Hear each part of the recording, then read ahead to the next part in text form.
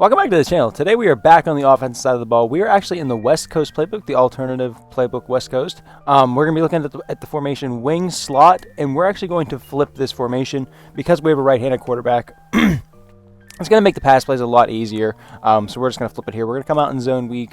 We'll throw a nickel on the field. We already have the ball backed up. We'll start with the run game here. Like I said, we came out in zone weak. The two runs we're going to have there are both RPOs. The zone weak is has a bubble along with the stretch alert, which of course also has a bubble. But of course, since these are RPOs, we can't just flip them, right? I'm flipping the right stick back and forth.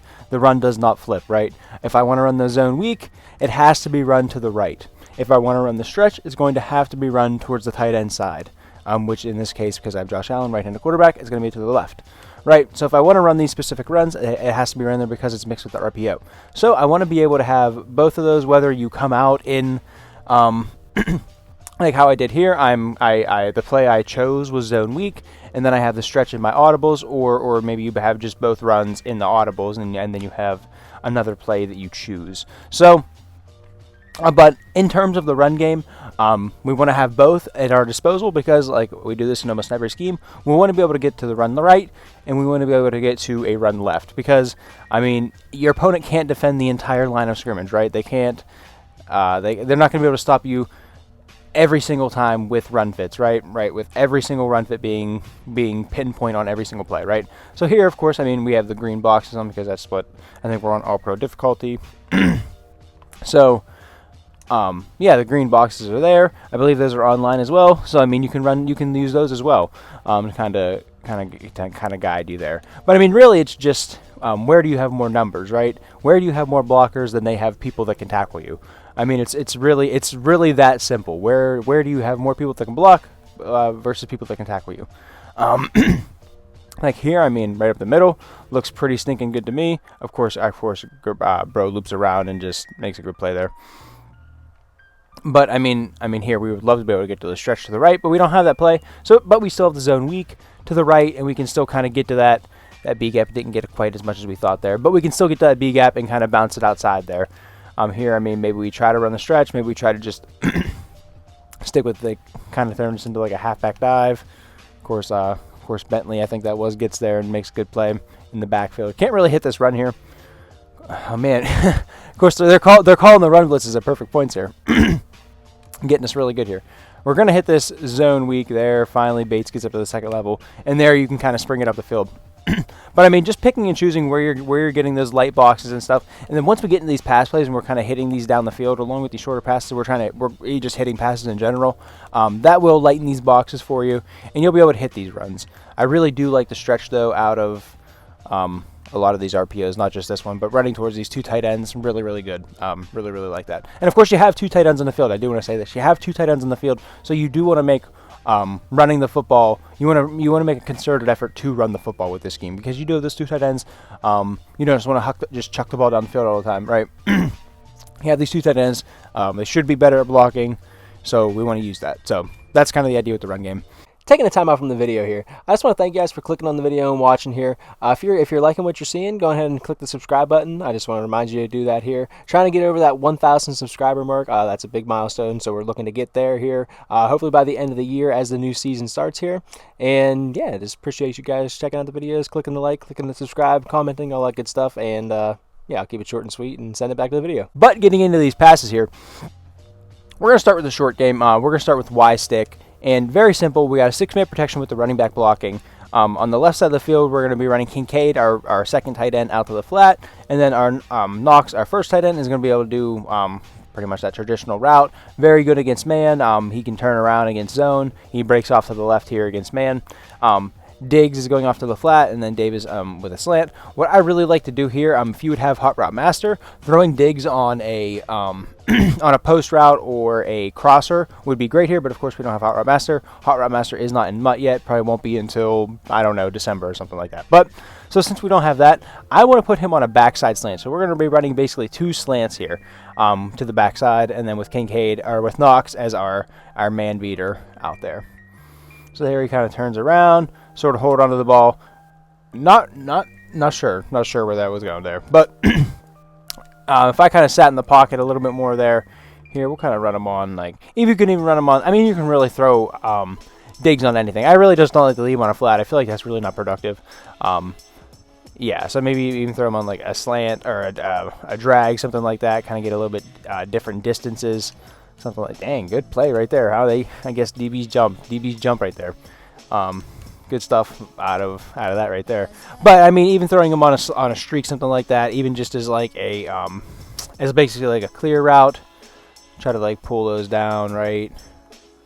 Not sure why the receiver stopped there, but regardless, see if we can get some man coverage. We'll kind of throw digs, just we'll throw them on just like an in route here, kind of throw off that timing a little bit.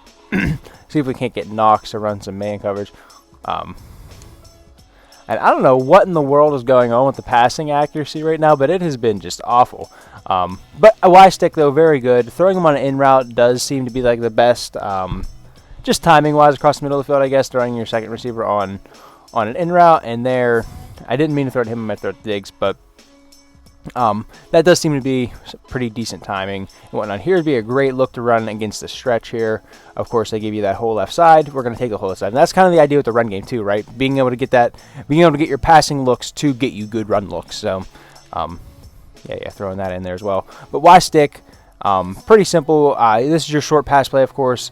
Maybe even if you throw digs on a zig, a little bit more productive, a little bit better than just running to the flat.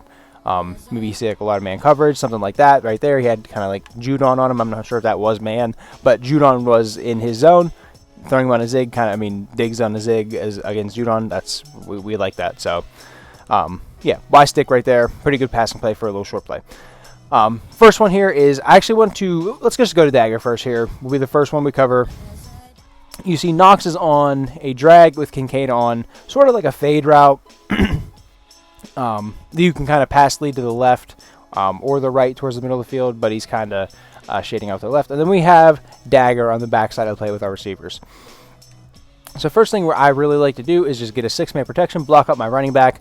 I don't want him to go out on a route. I mean, he doesn't even block for you, so I would just rather him block for me. So, but you do whatever you want with him. I would like a 6-man protection. Let's try to get this ball down the field here. But here we do have, Knox. They're going to leave him that wide open. And that's kind of the thing right there with Knox. You get a lot of these matchups with this play, like here. Actually, let's just run dagger exactly how we did, and I'll show you exactly what I'm talking about. So we're going to be, well, here, just no one followed him. But we can go into a replay and kind of show you what the idea is with this scheme, with this play in particular in the scheme. So we're running Knox here on the drag route. If it would be man coverage, we are going to assume that this player and this player are responsible for our tight ends in man coverage, right? So the inside player here, probably responsible for Knox if it is man. This outside player probably responsible for our second tight end, Dalton Kincaid here. So just by running a drag, our tight end has a few yards of inside leverage just automatically, right? So that DB is probably going to be faster than, probably might even have abilities, things like that. But if you can get yourself a decent tight end, a little bit speedy of a tight end, right? And of course, nobody does follow ball on this right here because they're kind of worried about pushing that ball down the field. You can see that if he was in man coverage, our tight end would be in a really good spot to be able to just run his drag, and you have a very easy route to get to there. So back to dagger again. You can kind of see it here. You would see where the traditional corner is. You can assume he's on Kincaid. The guy next to him, kind of in line where Kincaid is, you have to assume he's maybe on Knox if it's man coverage. We'll kind of run that, and he actually is. And of course we get a good accuracy out of reach. Not sure how that works, but you can kind of saw he had that little bit of that inside step on him right there. And of course, as far as the left side of the field, we're just gonna be running dagger. And there, another example. Of course, we get a linebacker on him. Well, no, it looked like a DB right there. There, though, the guy just got caught in the wash. So again, that can happen as well if you get it once with these tight ends being in so close. Kincaid, of course, that's a good route. There, a nice example. You can kind of lead him very far to the left there. If you get that soft spot in the zone, kind of gets those tender spots in the zone. Backside of the play on dagger here, we are working with literally the concept dagger. Diggs is your clear out. Have Davis underneath there does a good job beating man. If you hit it right on the break, can do a good job beating man there. blocking up our running back here.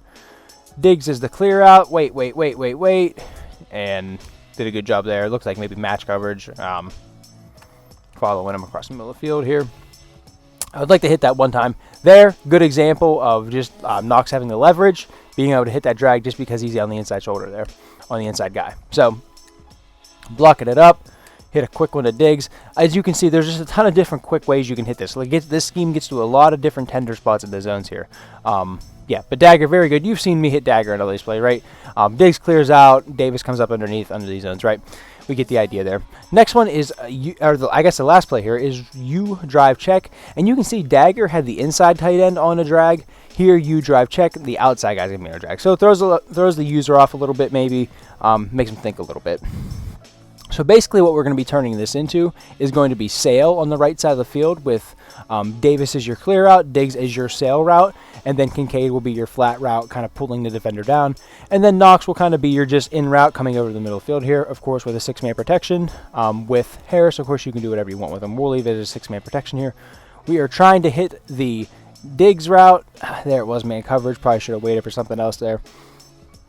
But I really do like this drive concept. Of course, the concept, and then we are kind of running this backside drive. It is drive technically with the tight ends, but we're running it like sail, I guess is what I should say. Here should have been a little bit quicker. They blitzed from that right edge. Should have been quicker just to dump it over the top there to Knox there.